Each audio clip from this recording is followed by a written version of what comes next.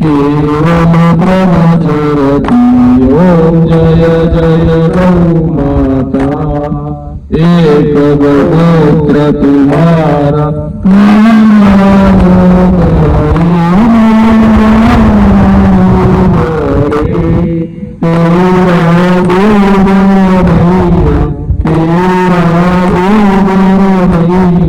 सब घर शुद्ध करे ओम जय जय गौ माता बबुल स्वभाव तुम्हारा तुम करुणा प्रतिभा तुम करुणा प्रतिभा वेद पुराण बखाने वेद पुराण बखाने माता तुम्हारी करुणा ओम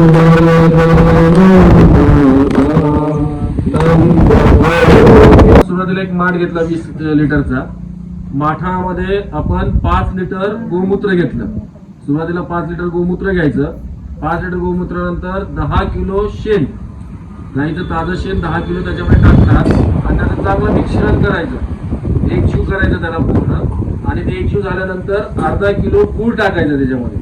आणि अर्धा किलो गूळ टाकल्यानंतर परत 5 लिटर 1 किलो बेसन टाकायचं त्याच्यामध्ये. हे टाकल्यानंतर आता 1 किलो बेसन टाकणार आणि 1 किलो बेसन मिक्सर झाल्यानंतर परत 5 लिटर गोमूत्र टाकायचं आणि त्याला सुती कपडावरती बांधायचा. सुती कपडा बांधून अर्धा माठ म्हणजे इथपर्यंतचा माठ जो आहे पाऊण माठ, अर्धापेक्षा जास्त, तो खड्ड्यात जाईल आणि तोंड फक्त वरती राहील त्या माठाचं. असं 7 दिवस ते आपल्याला खड्ड्यामध्ये ठेवायचं. नाही काही नाही. सुती कपडा बांधून खड्ड्यात पुरून ठेवायचं. 7 दिवसापर्यंत ते तसंच ठेवायचं. 7 दिवसानंतर उघडायचं त्याला. आता इथपर्यंत काही कुणाला अडचण असेल तर विचारा. म्हणजे इथपर्यंत आता काही अडचण आली किंवा राहिलं तर सांगा, विचारा. आता हे कधी द्यायचं जमिनीला? आपल्याला ज्यावेळेस पीक घ्यायचं एखादं, त्या पीक घेण्याच्या अगोदर आपल्याला त्या दिवशी 100 लिटर पाण्यामध्ये हे सगळं एकत्र करायचा घोळ आणि तो जमिनीवर शिंपडायचा. आणि मग आपल्याला जे लागवड करायची असेल, समजा कुठलंही पीक घ्यायचं असेल, ते पीक नंतर आपण पेरणी करू शकतो, लागवड करू शकतो, रोपं लावू शकतो.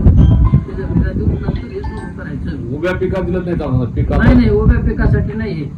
हे जमिनीला अगोदर ऍक्टिव्ह करायचं, मग लागवड करायची. लागवडीच्या अगोदर आपल्याला समजा कापूस लावायचा आहे किंवा मका लावायची, अजून काय दुसरे काही रोपं आणले काही नाही मोकळ्या जमिनीवर टाकायचं. आपण सडा टाकीत नाही का ह्याच्यावर दारात?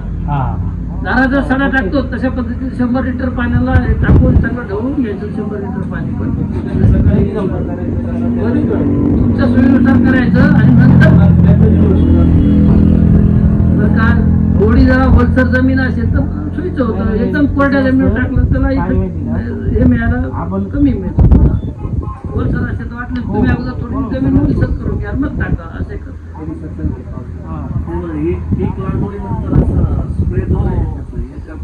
हे आपल्याला पीक लागवडीच्या पूर्वी द्यायचे. हे टॉनिक आहे, जमिनीचं टॉनिक आहे थोडक्यात. म्हणजे आपल्याला आता समजा कपाशी एवढाली ना, आता नाही टाकत. त्याचं समोरचं नोजल काढून असं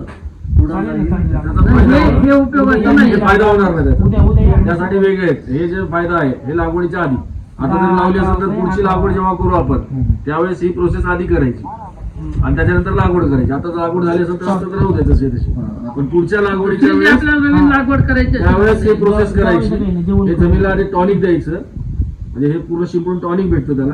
त्याच्यानंतर आपली लागवड करायची. हे सुरुवातीचं आता काय झालं, हे सगळं जे प्रयोग आहे की नाही आपल्याला एप्रिल मे महिन्यातच करायचा होता. पण वेगवेगळ्या कारणाने ह्याला उशीर झाला. पण ते प्रोसेस जी आहे ती तर समजून सांगितली पाहिजे ना.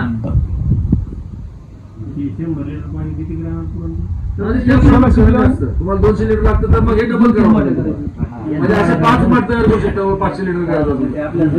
100 लिटरचं प्रमाण एवढं आहे. 200 लिटर करायचं दुप्पट करा, 500 करायचं तर त्याच्या 5 पट करा. 1 हेक्टरला 100 लिटरच पुरतंय. शिंपडायचंय नुसतं ते ह्यानी द्यायचं नाही. ते सडा टाकीत नाही का? सडा मासेच्या नंतरच असेल ना. तुम्ही पाणी घातली ना, पाणी घातलं टाकलं तरी चालतंय. फक्त लागवडीच्या अगोदर करायचं. ते काय केलं, त्याचा गोकृपा अमृताचा वापर, त्यानंतर म्हणजे गौकपामृत आणि खत कसं आपल्याला त्याचं मूल्यवर्धन करता येईल या दृष्टीने आपण ते ह्याच्याकडे आपण मुळे आपण केला तो प्रयोग बघितलं सुद्धा त्यांनी वापर केला तर कशा पद्धतीने लवकरात लवकर ते आपलं शेणखत देतं. त्यानंतर आपण गोमूत्र संजीवनी एक शिकलो की 10 लिटर गोमूत्र आणि 1.5 किलो बाजरीचं पीठ त्या पत्री डब्यामध्ये टाकून ते उकाडण्यामध्ये पुरायचं ते त्याचा एक प्रयोग केला आपण. आणि नंतर एक दशपर्णी अर्क म्हणजे 2 कीड नियंत्रक आणि 1 खताचं. आज आपण आता कीड नियंत्रकाच्या पेक्षाही जे आपल्या जमिनीसाठी लागणारे जे वेगवेगळे घटक लागतात जमिनीला जे आपल्या शेतात वेगवेगळे रासायनिक खतं संकरित बियाणं वापरल्यामुळं जमिनीतलं कस निघून गेला तो कस पुन्हा निर्माण करण्यासाठी म्हणून काही घटक आपल्याकडे आपण सांगितले. त्यात आपल्याला जीवामृत क्रमांक 1 असं आपल्याला तयार करायचे. तर त्याला लागणारं साहित्य काय आहे हे 20 लिटरचं एक माठ, नंतर 10 किलो गाईचं ताजं शेण, 10 लिटर गोमूत्र, 1 किलो बेसन आणि अर्धा किलो गुळ असं त्याला लागणारं साहित्य. तर हे एक एक आपण साधारणतः सुरू करू. याचा कशा पद्धतीने करायचं आणि त्याचा काय उपयोग आहे ते आपण नंतर सांगतो. तर हे घ्या अंतर पुढे